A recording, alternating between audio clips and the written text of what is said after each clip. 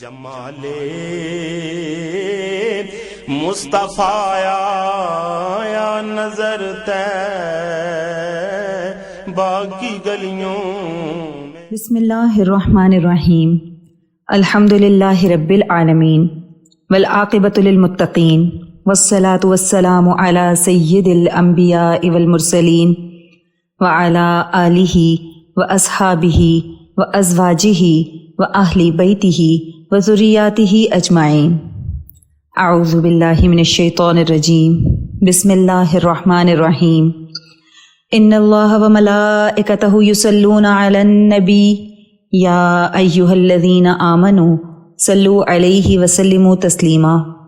اللہم صل علی محمد النبی الامی وعلی آلہ وسلم۔ بسم اللہ الرحمن الرحیم۔ رب اشرح لی صدری ویسر لی امری واحلل عقدۃ من لسانی یفقہوا قولی۔ بسم اللہ الرحمن الرحیم۔ وقل جاء الحق وزہق الباطل ان الباطل کان زہوقا۔ آج ہم درس نمبر 49 پڑھیں گے۔ اس میں سب سے پہلے ہے سلسلہ ترغیب و ترہیب، اور اس کا عنوان ہے سنت رسول اللہ صلی اللہ علیہ وسلم، حضور اقدس صلی اللہ علیہ وسلم کا کلام فرمانا، اور اس کی تمام تر تفصیلات شمائل ترمذی سے لی گئی ہیں۔ آئیے آغاز کرتے ہیں۔ بسم اللہ الرحمن الرحیم۔ حضرت عائشہ رضی اللہ تعالی عنہا فرماتی ہیں کہ حضور اقدس صلی اللہ علیہ وسلم کی گفتگو تم لوگوں کی طرح سے لگاتار جلدی جلدی نہیں ہوتی تھی، بلکہ صاف صاف ہر مضمون دوسرے سے ممتاز ہوتا تھا، اور پاس بیٹھنے والے اچھی طرح سے ذہن نشین کر لیتے تھے۔ حضرت انس رضی اللہ تعالی عنہ فرماتے ہیں کہ حضور اقدس صلی اللہ علیہ وسلم بعض مرتبہ کلام کو حسب ضرورت 3 مرتبہ دہراتے تاکہ آپ کے سننے والے اچھی طرح سے سمجھ لیں۔ حضرت امام حسن رضی اللہ تعالی عنہ فرماتے ہیں کہ میں نے اپنے ماموں حضرت ہند بن ابی حالہ رضی اللہ تعالی عنہ سے سنا، جو حضور اقدس صلی اللہ علیہ وسلم کے اوصاف اکثر بیان فرماتے تھے۔ انہوں نے فرمایا کہ حضور اقدس صلی اللہ علیہ وسلم آخرت کے غم میں متواتر مشغول رہتے، ذات و صفات باری تعالی یا امت کی بہبود کے لیے ہر وقت سوچتے رہتے تھے۔ ان امور کی وجہ سے کسی وقت آپ صلی اللہ علیہ وسلم کو بے فکری اور راحت نہیں ہوتی تھی، یا یہ کہ امور دنیویہ کے ساتھ آپ صلی اللہ علیہ وسلم کو راحت نہ ملتی تھی، بلکہ دینی امور سے آپ صلی اللہ علیہ وسلم کو راحت اور چین ملتا تھا۔ اکثر اوقات خاموش رہتے تھے، بلا ضرورت گفتگو نہ فرماتے تھے۔ آپ صلی اللہ علیہ وسلم کی تمام گفتگو ابتدا سے انتہا تک منہ بھر کر ہوتی تھی۔ یہ نہیں تھا کہ آدھی بات زبان سے کہی اور آدھی متکلم کے ذہن میں رہی، جیسا کہ موجودہ زمانے کے متکبرین کا دستور ہے۔ آپ صلی اللہ علیہ وسلم کا کلام ایک دوسرے سے ممتاز ہوتا تھا، نہ اس میں فضولیات ہوتی تھیں، نہ کوتاہیاں کہ مطلب پوری طرح واضح نہ ہو۔ آپ صلی اللہ علیہ وسلم نہ سخت مزاج تھے، نہ کسی کی تذلیل فرماتے تھے۔ اللہ کی نعمت خواہ کتنی ہی تھوڑی ہو، اس کو بہت بڑا سمجھتے تھے، اس کی مذمت نہ فرماتے تھے۔ کھانے کی اشیاء کی نہ مذمت فرماتے نہ زیادہ تعریف۔ مذمت نہ فرمانا تو ظاہر ہے کہ اللہ سبحانہ و تعالی کی نعمت ہے، زیادہ تعریف نہ فرمانا اس لیے تھا کہ اس سے حرص کا شبہ ہوتا ہے۔ البتہ اظہار رغبت یا کسی کی دلداری کی وجہ سے کبھی کبھی خاص چیزوں کی تعریف بھی فرمائی ہے۔ دنیا اور دنیاوی امور کی وجہ سے آپ صلی اللہ علیہ وسلم کو کبھی غصہ نہ آتا تھا، کیونکہ آپ صلی اللہ علیہ وسلم کو ان کی پرواہ بھی نہ ہوتی تھی، اس لیے کبھی دنیوی نقصان پر آپ صلی اللہ علیہ وسلم کو غصہ نہ آتا تھا۔ البتہ کسی دینی امر اور حق بات سے کوئی شخص تجاوز کرتا تو اس وقت آپ کے غصے کی کوئی شخص تاب نہ لا سکتا تھا اور کوئی اس کو روک بھی نہیں سکتا تھا۔ اپنی ذات کے لیے نہ کسی پر ناراض ہوتے تھے نہ اس کا انتقام لیتے تھے۔ جب کسی وجہ سے کسی جانب اشارہ فرماتے تو پورے ہاتھ سے اشارہ فرماتے۔ اس کی وجہ بعض علماء نے یہ بتائی ہے کہ انگلیوں سے اشارہ تواضع کے خلاف ہے، اس لیے حضور صلی اللہ علیہ وسلم پورے ہاتھ سے اشارہ فرماتے۔ بعض علماء یہ فرماتے ہیں کہ حضور اقدس صلی اللہ علیہ وسلم کی عادت شریفہ انگلی سے توحید کی طرف اشارہ فرمانے کی تھی، اس لیے غیر اللہ کی طرف انگلی سے اشارہ نہ فرماتے تھے۔ کبھی گفتگو کے ساتھ ہاتھوں کو حرکت فرماتے اور کبھی داہنی ہتھیلی کو بائیں انگوٹھے کے اندرونی حصے پر مارتے، اور جب خوش ہوتے تو حیا کی وجہ سے آنکھیں گویا بند فرما لیتے۔ اس کے بعد ہے ماقبل سے ربط۔ مکی لشکر میں کچھ دانشور لوگ بھی تھے، وہ بدر میں مقابلے میں جانے کے لیے تیار نہ تھے اور ابو جہل کا زعم تھا کہ وہ جنگ کرنے سے باز نہیں آئے گا۔ عمر بن حضرمی جو کہ حرمت والے مہینے میں مسلمانوں کے ہاتھوں قتل ہوا، اس کے خون بہا کی ادائیگی کے لیے اپنے لشکر والوں کو ابھارا، کیونکہ ابو جہل دیکھ رہا تھا کہ اس کے لشکر میں لوگ واپس مکہ جا رہے ہیں اور یہی فتنہ جنگ چھڑنے کا سبب بنا۔ جب دونوں لشکر آمنے سامنے ہوئے تو محبوب صلی اللہ علیہ وسلم نے بارگاہ الہی میں دعا فرمائی۔ اللہ رب العزت نے دعا قبول فرمائی اور فرشتوں کے ذریعے مدد اتاری۔ پچھلے درس میں بتایا گیا کہ آپ صلی اللہ علیہ وسلم مقام خوف میں تھے اور صدیق اکبر رضی اللہ تعالی عنہ مقام رجا میں تھے۔ دونوں ہی مقام فضیلت رکھتے ہیں۔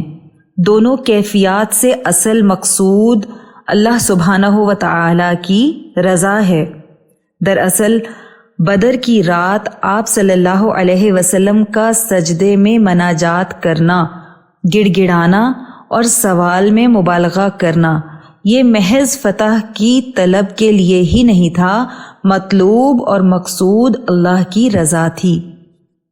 یہی نہیں بلکہ غزوہ بدر کا ہر لمحہ اور اس میں جناب رسول خدا صلی اللہ علیہ وسلم سے اور صحابہ کرام رضوان اللہ علیہم اجمعین سے جاری ہونے والا ہر عمل رضائے الہی کا ہی متلاشی تھا۔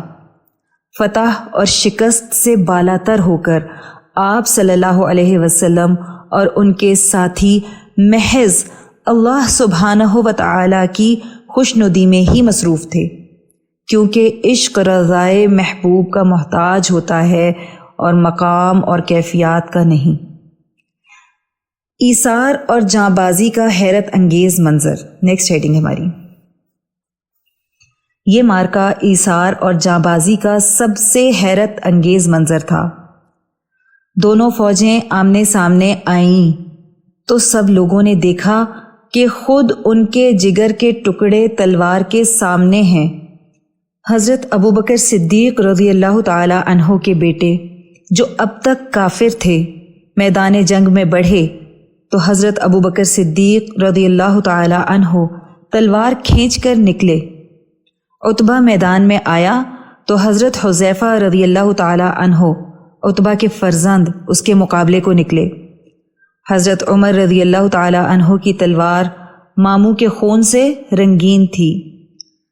نقطۂ صفر اور مارکے کا پہلا ایندھن۔ اس مارکے کا پہلا ایندھن اسود المخزومی تھا۔ یہ شخص بڑا اڑیل اور بد اخلاق تھا۔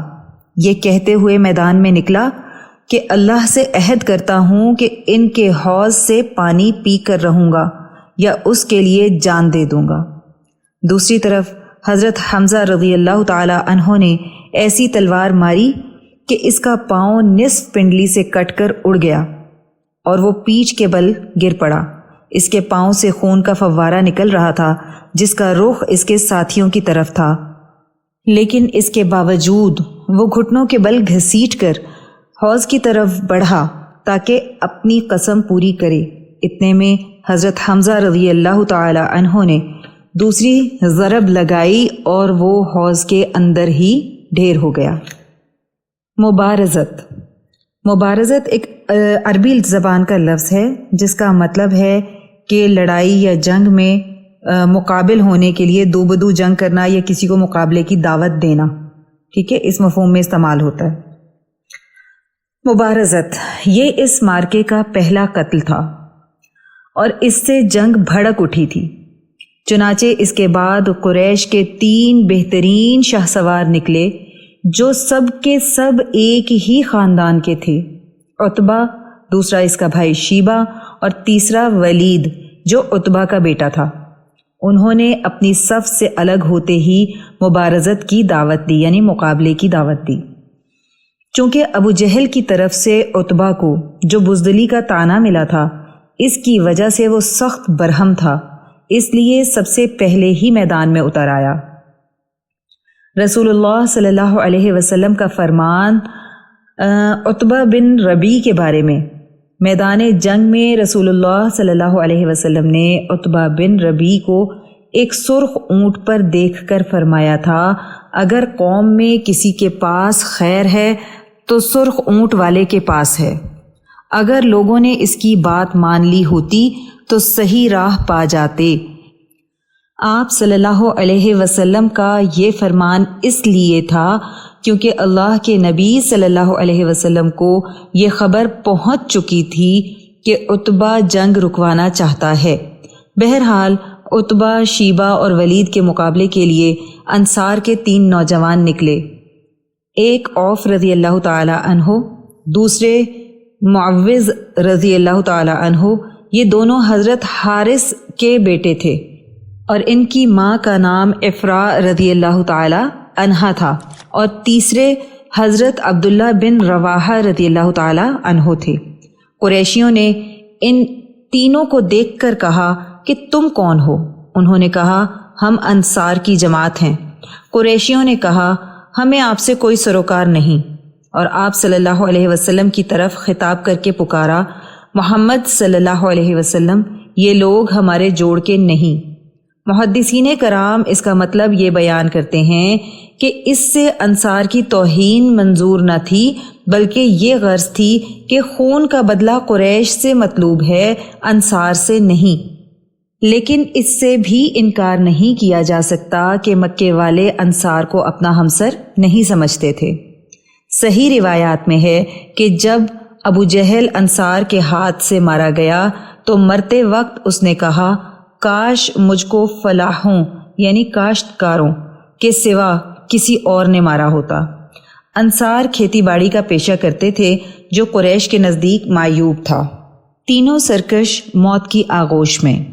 بہرحال عتبہ کا انصار کے خلاف انکار سننا کہ وہ انصار سے مقابلہ نہیں کرنا چاہتے تو اللہ کے نبی صلی اللہ علیہ وسلم نے فرمایا، قم یا عبیدۃ بن الحارث وقم یا حمزۃ وقم یا علی، اے عبیدہ بن حارث تم اٹھو، اور اے حمزہ تم اٹھو، اور اے علی تم اٹھو رضی اللہ عنہم۔ جب یہ لوگ اٹھ کر قریشیوں کے قریب پہنچے تو انہوں نے کہا، آپ لوگ کون ہیں؟ انہوں نے اپنا تعارف کروایا تو قریشیوں نے کہا، ہاں آپ شریف مد مقابل ہیں۔ اس کے بعد حضرت عبیدہ رضی اللہ تعالی عنہ جو عمر میں بڑے تھے عتبہ بن ربی کے مد مقابل ہوئے۔ حضرت حمزہ رضی اللہ تعالی عنہ نے پہلے ہی وار میں شیبہ کو موت کے حوالے کر دیا، اور حضرت علی رضی اللہ تعالی عنہ شیر خدا کا پہلا وار ہی ولید کو جہنم رسید کر گیا۔ حضرت عبیدہ رضی اللہ تعالی عنہ عتبہ کے مقابلے میں تلوار چلاتے رہے، دونوں ہی زخمی ہو گئے تھے۔ حضرت حمزہ اور حضرت علی رضی اللہ عنہما نے فوراً ہی عتبہ پر حملہ کر کے اس کو قتل کر دیا۔ حضرت عبیدہ رضی اللہ تعالی عنہ شدید زخمی تھے، ان کا پاؤں کٹ چکا تھا اور آواز بند ہو چکی تھی۔ اس کے بعد ان دونوں اصحاب رضی اللہ عنہما نے حضرت عبیدہ رضی اللہ تعالی عنہ کو اٹھایا اور آپ صلی اللہ علیہ وسلم کے پاس لائے اور لٹایا۔ آپ صلی اللہ علیہ وسلم نے گھٹنا مبارک پھیلایا۔ حضرت عبیدہ رضی اللہ تعالی عنہ نے اپنا رخسار آپ صلی اللہ علیہ وسلم کے قدم مبارک پر رکھ دیا اور رکتی ہوئی آواز میں دریافت کیا، یا رسول اللہ صلی اللہ علیہ وسلم، کیا میں شہید نہیں ہوں؟ اللہ کے نبی صلی اللہ علیہ وسلم نے فرمایا، میں گواہی دیتا ہوں کہ تم شہید ہو۔ جنگ کے چوتھے یا پانچویں دن مدینہ شریف واپس ہوتے ہوئے مقام صفرا سے گزر رہے تھے، وہیں ان کا انتقال ہوا اور ان کو وہیں مقام صفرا میں ہی دفن کیا گیا۔ صحیحین میں ہے کہ حضرت ابو ذر غفاری رضی اللہ تعالی عنہ قسم کھا کر اس آیت مبارکہ کے بارے میں کہا کرتے تھے، ہذان خصمان اختصموا فی ربہم فالذین کفروا قطعت لہم ثیاب من نار یصب من فوق رؤوسہم الحمیم، سورہ حج کی آیت نمبر 19۔ اور اس کا ترجمہ یہ ہے، یہ جن کا اوپر ذکر ہوا ہے یہ دو فریق ہیں جنہوں نے اپنے رب کے بارے میں جھگڑا کیا۔ جو لوگ کافر ہوئے ان کے پہننے کے لیے قیامت میں آگ کے کپڑے قطع کیے جائیں گے اور سر کے اوپر سے تیز گرم پانی بہایا جائے گا۔ حضرت ابو ذر غفاری رضی اللہ تعالی عنہ فرماتے ہیں کہ یہ آیت مبارکہ حضرت حمزہ رضی اللہ تعالی عنہ اور ان کے ساتھیوں حضرت علی رضی اللہ تعالی عنہ اور حضرت عبیدہ رضی اللہ تعالی عنہ کے بارے میں اور عتبہ اور اس کے ساتھیوں یعنی شیبہ اور ولید کے بارے میں اس غزوہ بدر کے مقابلے کے دوران نازل ہوئی۔ عام ہجوم، اس مبارزت کا انجام مشرکین کے لیے ایک برا آغاز تھا۔ ایک ہی جست میں ان کے 3 بہترین شاہ سوار اور کمانڈر زمین پر ڈھیر ہو چکے تھے، اس لیے انہوں نے غیظ و غضب سے بے قابو ہو کر ایک ہی بار حملہ کر دیا۔ دوسری طرف مسلمان اپنے رب سے نصرت کی دعا کرنے میں اللہ کے حضور گڑ گڑا رہے تھے اور دفاعی موقف اختیار کیے ہوئے تھے۔ مشرکین کے حملے انہیں خاصا نقصان پہنچا رہے تھے، لیکن سب کی زبان پر عہد کا کلمہ تھا۔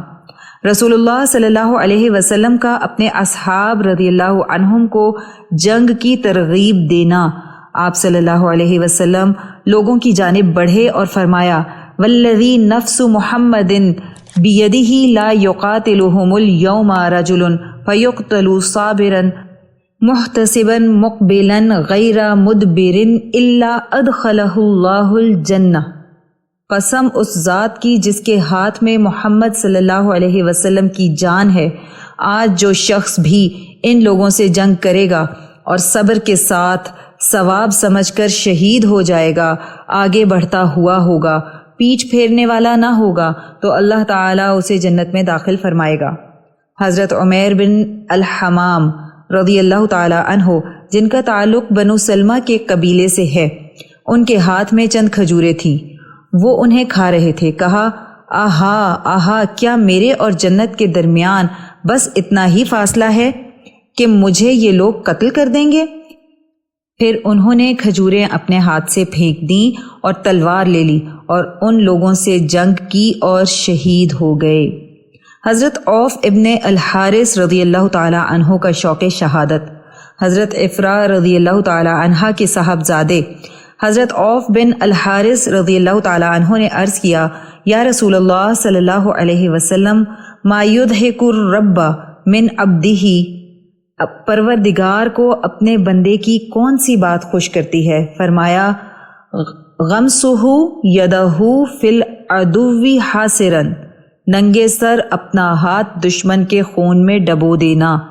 تو انہوں نے اپنی وہ زرہ اتار ڈالی جو وہ پہنے ہوئے تھے، اسے پھینک دیا اور اپنی تلوار لی اور ان لوگوں سے جنگ کرنے لگے حتیٰ کہ شہید ہو گئے۔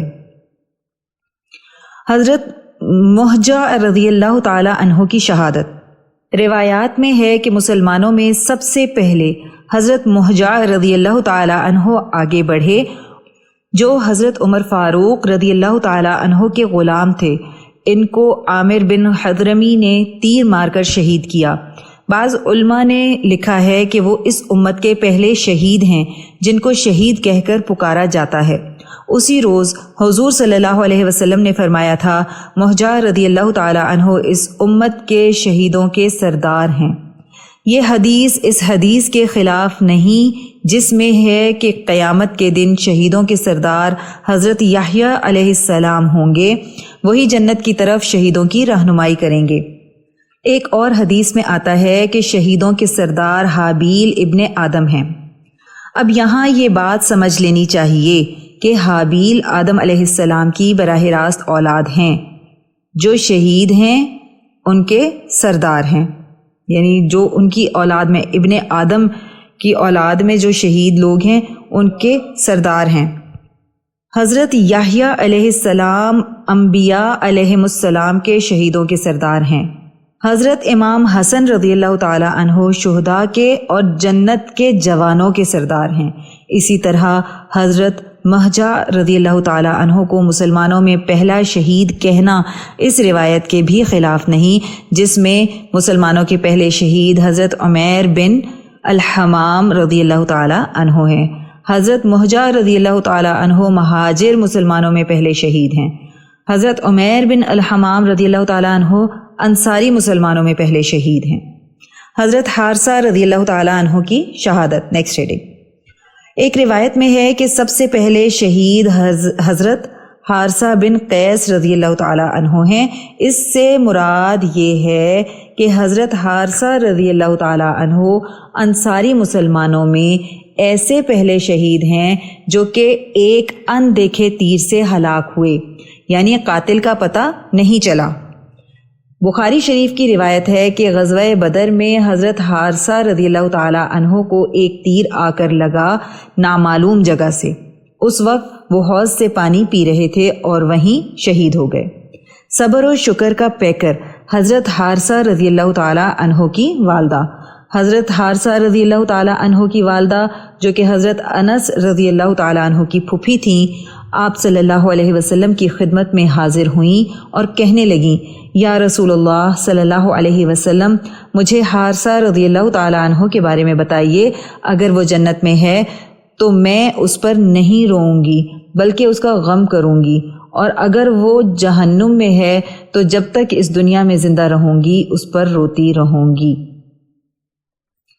آپ صلی اللہ علیہ وسلم نے فرمایا، اے ام حارثہ رضی اللہ تعالی عنہا، جنت ایک نہیں ہے بلکہ وہاں بہت سی جنتیں ہیں، اور حارثہ رضی اللہ تعالی عنہ فردوس اعلیٰ میں ہیں۔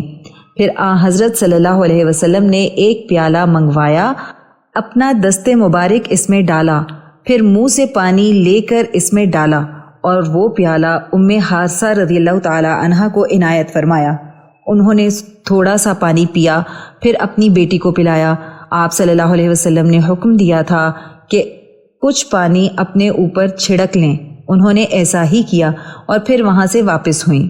اس کے بعد جب تک یہ دونوں عورتیں مدینہ شریف میں زندہ رہیں، ان سے زیادہ مطمئن اور خوش و خرم اور کوئی عورت نہ تھی۔ حضرت حارثہ رضی اللہ تعالی عنہ کا شوق شہادت۔ حدیث مبارکہ کا مفہوم ہے کہ ایک دن جب صبح حضرت حارثہ رضی اللہ تعالی عنہ سے آپ صلی اللہ علیہ وسلم نے پوچھا، حارثہ رضی اللہ تعالی عنہ، تم نے کس حال میں صبح کی؟ انہوں نے عرض کیا، میں نے اس حال میں صبح کی کہ اللہ پر صدق دل سے ایمان رکھتا ہوں۔ آپ صلی اللہ علیہ وسلم نے فرمایا، تم جو کچھ کہہ رہے ہو دیکھ کر کہو، کیونکہ ہر قول کی ایک حقیقت ہوتی ہے۔ حضرت حارثہ رضی اللہ تعالی عنہ نے عرض کیا، یا رسول اللہ صلی اللہ علیہ وسلم، میں نے اپنے نفس کو دنیا سے بیگانہ کر لیا ہے، لہٰذا اب میں نے اپنی راتوں کو بے خواب اور دنوں کو پیاسا کر لیا ہے، گویا میں اپنے پروردگار کے عرش کے سامنے کھڑا ہوں، اور گویا جنت والوں کو کیف و نشاط میں دیکھ رہا ہوں اور گویا دوزخ والوں کو بلبلاتے دیکھ رہا ہوں۔ آپ صلی اللہ علیہ وسلم نے فرمایا، تم نے صحیح دیکھا، تم ایسے بندے ہو جس کے دل میں اللہ سبحانہ و تعالی نے ایمان کا بیج بو دیا ہے۔ حارثہ رضی اللہ تعالی عنہ نے عرض کیا، یا رسول اللہ صلی اللہ علیہ وسلم، میرے لیے شہادت کی دعا کیجیے۔ آپ صلی اللہ علیہ وسلم نے اس وقت حضرت حارثہ رضی اللہ تعالی عنہ کے لیے شہادت کی دعا فرمائی۔ آج بس یہیں تک پڑھیں گے، اس درس کا اگلا حصہ انشاءاللہ کل پڑھیں گے۔ آئیے دعا کر لیتے ہیں۔ اللہم صلی علی محمد النبی الامی وعلی آلہ وسلم۔ اے اللہ، ہماری اس کاوش کو قبول فرمائیں، اس کو ہماری بخشش کا ذریعہ بنا دیں اور اس کو قیامت تک امت کے لیے ہدایت اور عشق نبی صلی اللہ علیہ وسلم کا ذریعہ بنا دیں۔ اے اللہ، جو کچھ پڑھا سنا اس کا ثواب نبی کریم صلی اللہ علیہ وسلم کو تحفتاً، ہدیتاً، نذرانتاً، محبتاً، عقیدتاً پیش کرتے ہیں، قبول و منظور فرما لیں۔ یا اللہ، نبی کریم صلی اللہ علیہ وسلم کی برکت سے اس کا ثواب تمام انبیاء کرام، خلفائے راشدین، امہات المؤمنین، اہل بیت اطہار، صحابہ کرام، صحابیات، اولیاء اللہ، شہداء، صدیقین، صالحین، مؤمنین، مؤمنات، مسلمین، مسلمات کو پیش کرتے ہیں، قبول و منظور فرما لیں۔ الہی، اس کا ثواب سلسلہ قاسمیہ عزیزیہ نقشبندیہ کے تمام بزرگان، بالخصوص شیخ الاولیاء حضرت مولانا مہر محمد صاحب رحمۃ اللہ علیہ، شیخ الحدیث حضرت مولانا عبدالحکیم صاحب رحمۃ اللہ علیہ اور شیخ الاسلام حضرت مولانا محمد عبدالعلیم قاسمی صاحب رحمۃ اللہ علیہ کو پہنچا دیں اور ان کے درجات کو اور بھی زیادہ بلند فرما دیں۔ یا اللہ، ہمارے مرشد گرامی حضرت شیخ عزیز القاسمی حکیمی مہروی نقشبندی مجددی دامت برکاتہم العالیہ پر اپنا خاص فضل اور خانقاہ اور مدرسے پر اپنا خصوصی کرم فرما دیں اور انہیں امت کے لیے ہدایت و شفا کا ذریعہ بنا دیں۔ آمین بحرمت سید المرسلین صلی اللہ علیہ وسلم۔ سبحان ربک رب العزت عما یصفون وسلام علی المرسلین والحمد للہ رب العالمین۔